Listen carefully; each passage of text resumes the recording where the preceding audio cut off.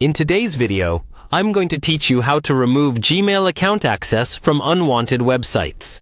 When you sign in to websites or apps using your Google account, you often give them permission to see certain information, like your name, email address, or even access parts of your Google data.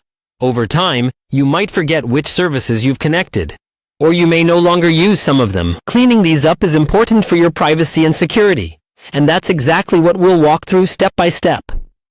First, open a web browser and sign into the Google account you want to manage. Make sure it's the correct account, especially if you use multiple Google accounts on the same device. You can confirm this by checking the profile picture or initial in the top right corner of the Google homepage.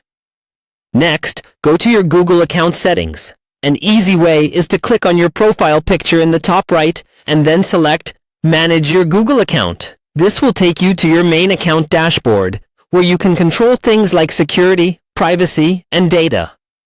Once you're on the Google account page, look for the section related to security or third-party access. Usually, you'll see a security tab on the left-hand side. Click that, then scroll down until you find something like third-party access, third-party apps with account access, or apps with access to your account. This is where Google lists all the sites and apps that have been granted permission to use your account. Take your time here and review each app or website in the list. Click on one to see exactly what kind of access it has. Some might only see basic profile info, while others may have access to your Gmail, Drive, calendar, or other data.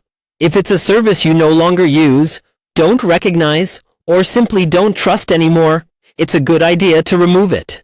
To remove access, look for a button or link that says Remove Access or Revoke Access, and click it. Google will usually ask you to confirm this action. Once you confirm, that website or app will no longer be able to access your Google account using those old permissions.